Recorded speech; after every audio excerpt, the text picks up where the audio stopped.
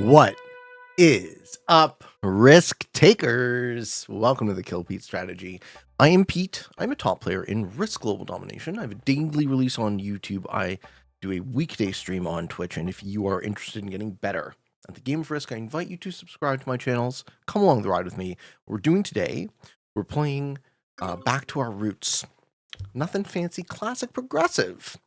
I'm playing as white in the 4th position. So, the meta has evolved around progressive. Looks like I got a fairly decent spawn, but I'm going to probably only be in 2 positions, which I don't love.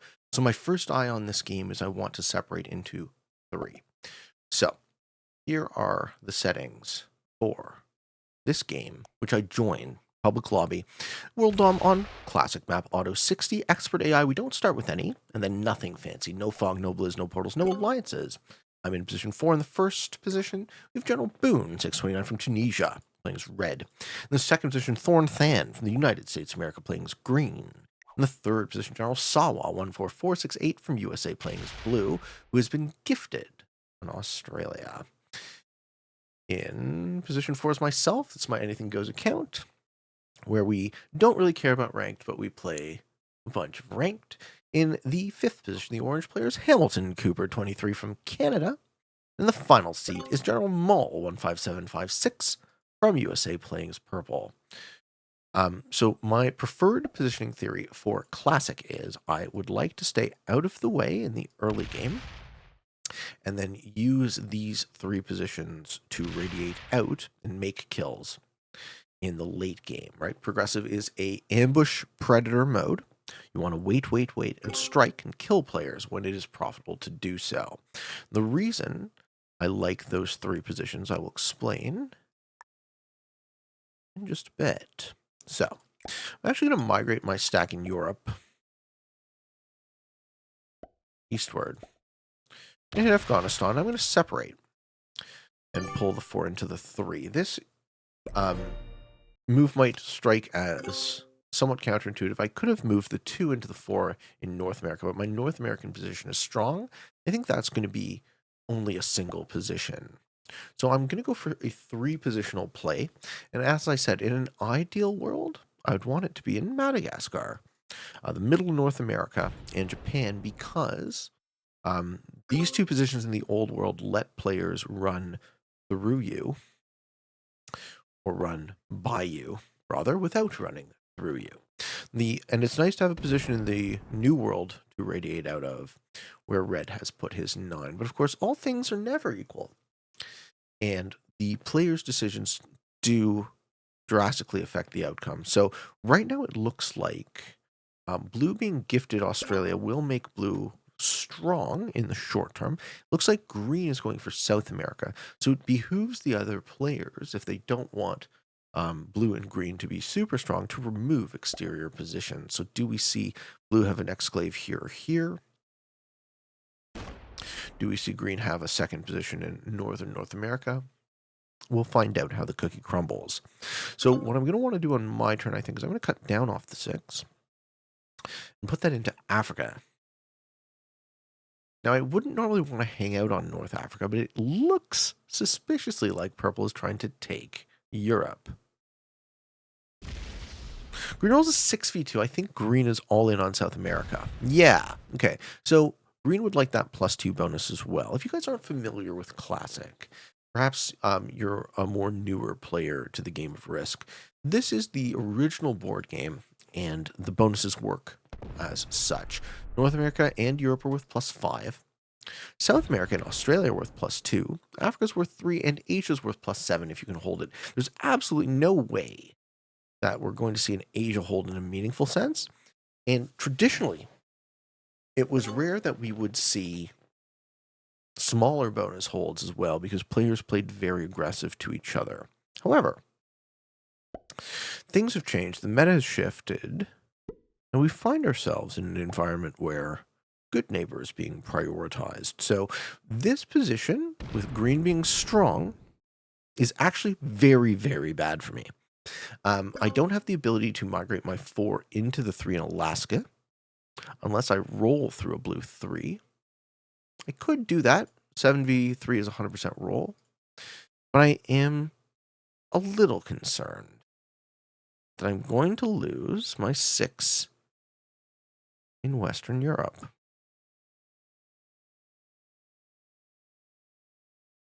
This turn will kind of decide my fate, I think. I think I'm in a very, very bad position. My conclusion here is this. So I'm going to put in two of my 3 troops in Afghanistan and 1 in Alaska. I'm actually going to attack off my 4 in America, but instead of trying to group it with my 2 in Alaska, I'm just going to get a card out of it. So my center of gravity has shifted. Now, green might be a greedy person, but I don't think they are because they've already expressed their greed. So perhaps my 6 in Western Europe survives, perhaps my 7 survives, and perhaps I can use my 4 in the New World. Now, green getting strong will also enable me to make kills, right? Because it will shrink the available board where other players exist in, with which to make the kills on them. And you want to do that in the second trading sequence. Now, what do I mean by that? So the cards in progressive work 4, 6, 8, 10, 12, then up by 5. So in the red player is first to trade, assuming all things are equal. 4, 6, 8, 10, 12, 15, and then 20, 25, 30, 30. So in the second sequence, it becomes very, very profitable to make kills on your opponents. Assuming that they're holding cards, the rule in Risk is you cannot hold more than 5 cards. You cannot hold 5 or more in turn. So if you do kill a player, you will be forced to trade. So that's the magic number, right? When can you kill a player such that it forces a trade? We see red grouping themselves into 2 positions. A strong 15 in Ontario and a 5 in Siberia. We see blue getting strong with exterior 3 stacks and a giant 13 in Indonesia. I think blue would be, from this seat, it would be blue would be favored to win this game. But with that gift of Australia, we can't be surprised. I am the shortest stack of 20 troops. I might lose a 2 here as well. So yeah, my positioning still really sucks. I'm going to try very hard to remain in 3 places. Okay, green tries to get a card off his 2 in the north. If you're going to do that, you want to manual the 2v1. You get slightly better odds manual rolling a 2v1 than blitzing it.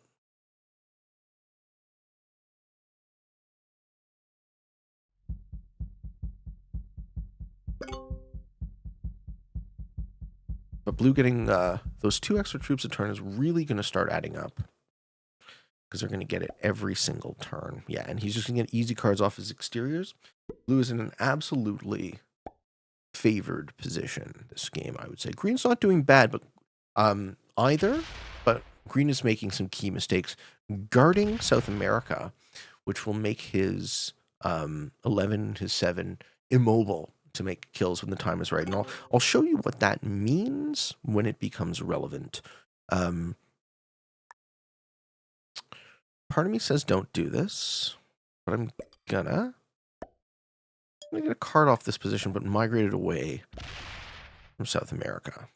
More position seems good. I have an 8, a 6, a 3, and a 4. Just because of how fragile I feel. I'm also trying not to offend anybody. And purple really hasn't made it obvious that they're trying to take Europe more than they were. Maybe orange greeds out and goes for Africa on the first set.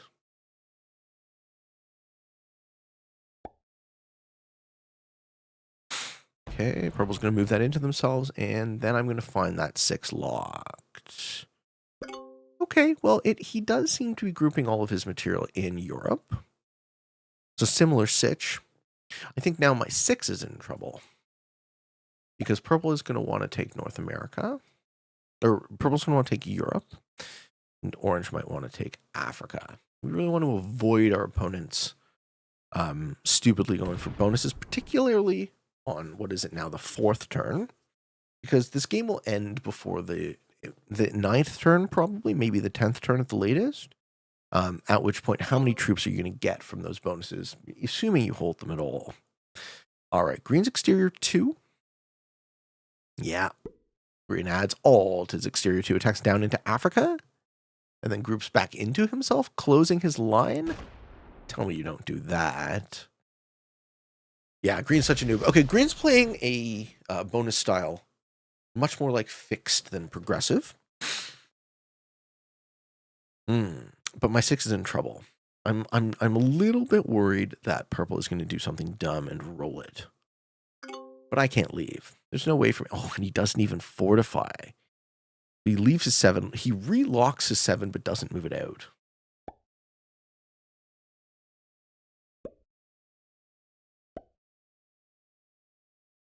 Red is in essentially one position separated by me. That might be an okay line to make a kill. If red does something dumb.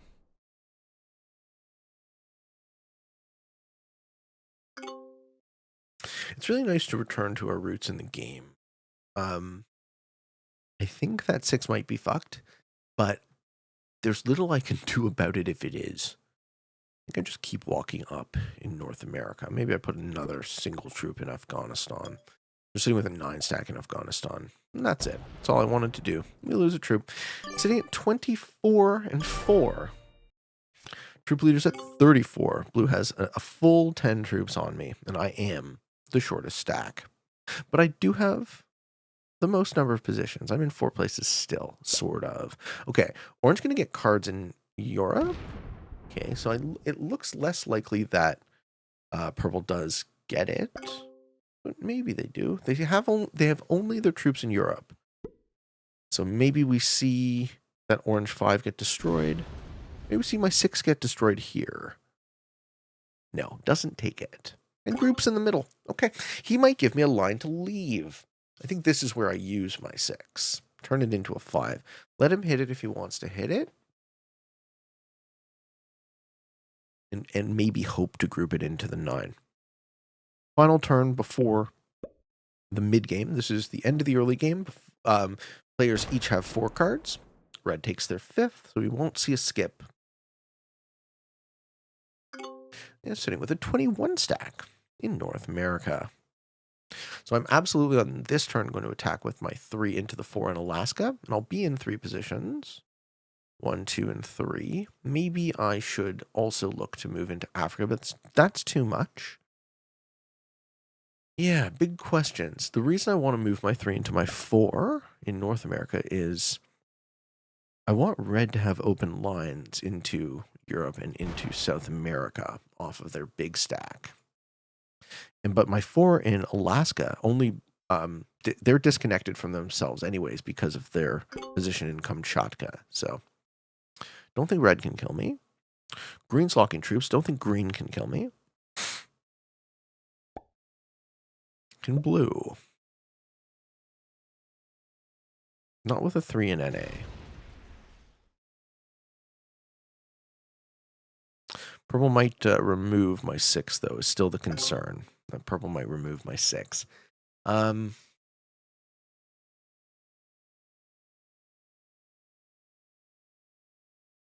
Do I make 2 attacks?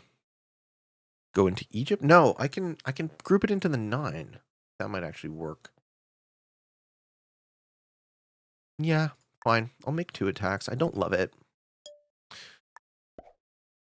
I don't love this, but purple left me the road to just group it into the 9. So we'll do that instead. I'm going to sit with a 12 in Afghanistan,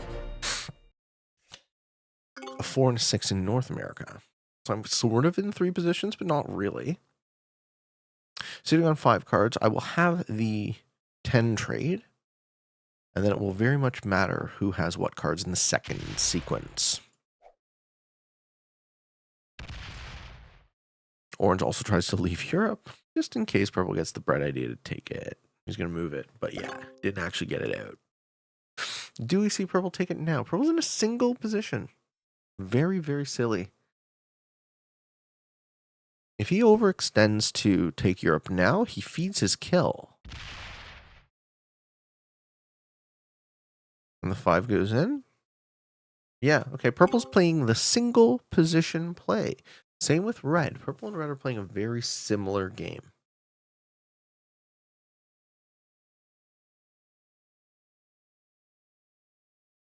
And me being the short stack definitely lends credence to my idea that I want to be in as many places as possible. I want to make myself as hard to kill as possible.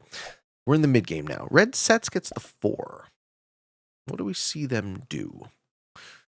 Almost everyone's in a single position, essentially. Green's in the best position. They're in more places, and they've held a bonus all game. Red just gets an easy card and passes, right?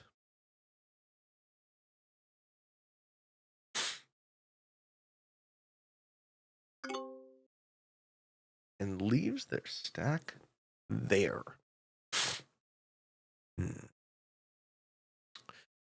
What does green do? Green sets gets the 6.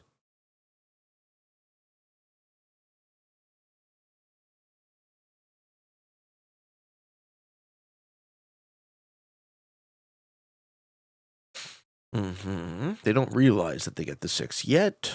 I think they hit orange here. Yeah, now they do. Now they realize. Forced to trade on 5 cards.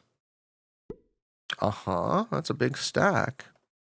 Sure would have been better if you added it to your 14. Where do they get their card? And they're going to leave their 7 and their 14 locked, right? Looks like. Yeah. Green locking this much of their material at this point in the game could be fatal, despite the fact that they have a bonus. They might not get last this game, but I don't think they do terribly well. Okay, so what does blue do here? That's up with a 9.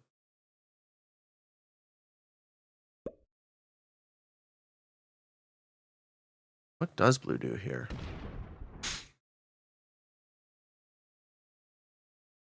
Not much. Okay, so I set get the 10. I don't control any of them. Yeah. I don't like this at all. Really don't like this at all. Trying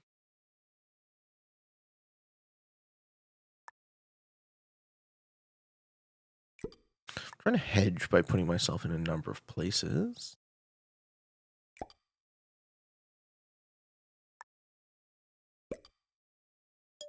I'm not really lined up to do anything. No, right now I'm just in that like don't die stage. So I have 2 10s in North America surrounding Red's 24. Orange sets gets the 12. Do they put that on the 11? Does Orange go for Africa now? And also, very importantly, do I have cards? No. So now we're looking at who can we kill. We're looking at who can kill us. Orange is a 27 stack. They're in 3 places. Purple sets gets the 15. Okay, so that's going all in the 27. Do we see a kill? And if so, who? Who's Orange going to kill? Green? Yes, green dies. Orange overcommits. So Orange kills 30-something troops to get the 20 trade. Not Orange. Purple does this. Okay, so green dies. Green goes out first, even despite having a bonus all game. Okay, so purple is then going to have 40-ish troops. Blue still has more troops than them, despite them making the first kill. And the game is really going to hinge on who has cards in the second sequence, as Progressive World Dom does. So, I do not have a set on 3. Purple's still playing a single stack game. Does that stack move or does it stay exactly where it is? Because if I'm trying to defend against a single stack player, me being in multiple places is ideal. Green being in one place is what got them killed. Right? Purple just cocked their gun and fired it. And they got an okay roll. But as you can see, orange has more troops than them. Blue has more troops than them. And red has almost as many, despite the fact that they made a kill. So you need to consider when you make your kills, you want to make profitable kills, right? You want to end up with more troops than you started. And I'm still the weakest player on the board.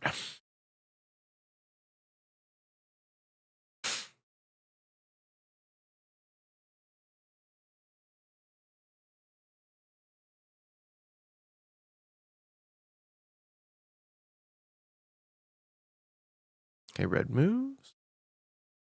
No, red stays.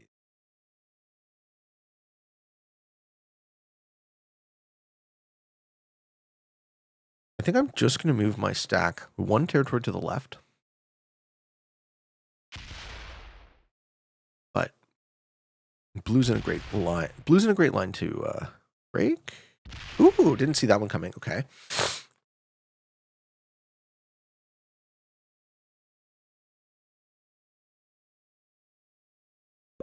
Blue's in a great line to win this game still. Okay, so no set on 3. We hope that we have a set on 4. I actually think I moved 2 to the left because I don't want to block Kamchatka. Do I? So I'm going to move. So the reason I don't want to block Kamchatka is I want players to move around me, but not kill me. I'm going to sit in Irkutsk instead with an 8. So I have an 8, a 6, a 10, and a 12 in different places. And do we pull the set? We do have a set on 4. Okay, so now what we're doing, orange gets to the 25. Do we see a kill? Maybe they kill purple? Do they kill me? Okay, looks like they're lined up to kill purple. I think purple dies here. This is a really bad move for orange. Orange can get 3 cards from this, but not set in turn. So they're going to sit on 4 cards and be the fish. Really bad move for orange. Okay, this feeds the game, I think.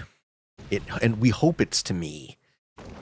Ooh, he fails the kill. Red gets that kill. Oh boy. Yeah, he fails the kill. So now if... Oh, and he's still trying. Still trying. You see why I moved out of Kamchatka? All right. So orange is now completely fucked this board up. Purple, if he has a set, purple does have a set. Okay, purple can't make a profitable kill, but he can make a revenge play on orange. Do we see him take the revenge play?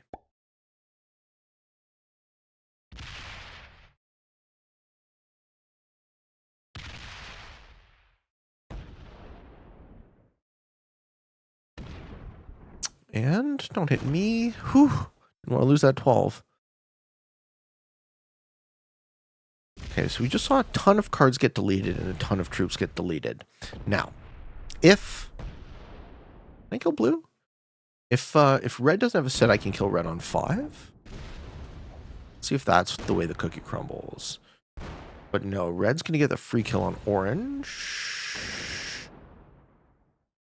Which is bad for me. Yeah, red gets the free kill on orange. Too bad. So that will trigger a set for red. And then what happens? They probably can eat me. Let's see if they do it. First things first, red kills orange sets. Or sets now. Okay, red sets now. So my only profitable kill is blue. So assuming I survive, I can kill blue. And assuming is a big if. So red goes and gets the orange kill, which won't, excellent, won't trigger trade. Perfect. So what I do is I kill blue set, get the 40, and sweep the board. Except blue goes before me, and I'm dumb. So I lose this game instead of winning. All right, turn order. Duh. Why do you not see this? Something is wrong with my brain. Oh, he hits purple too. Beating. Yeah, if blue has any sense of how to play this, he sets and kills me.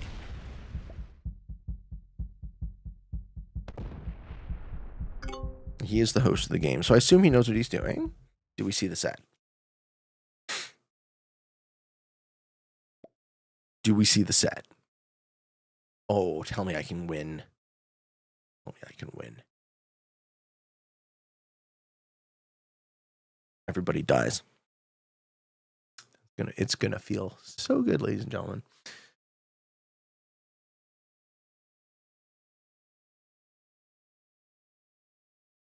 Blue has no cards. Everybody dies.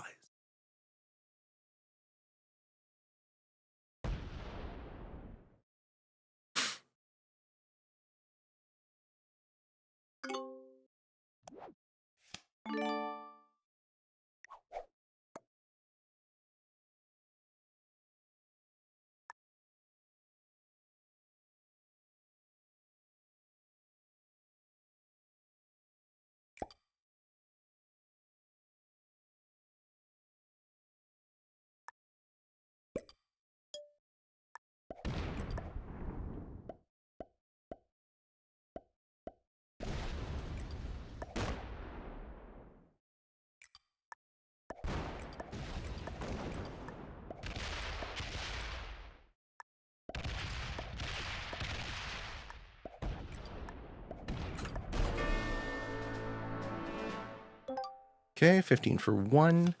I just kill purple anyways? Take the 15 for 1 off the table, I think.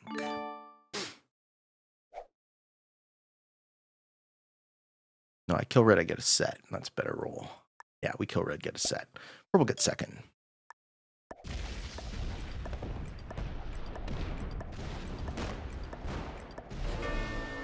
Feels good. And we finish.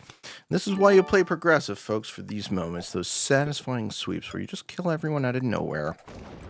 Ambush predator. As I say, I'm the crocodile. I sit and wait and sit and wait.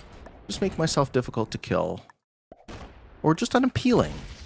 Hide in the shadows. And then Bob's your uncle. Ladies and gentlemen, I hope you all enjoyed this video.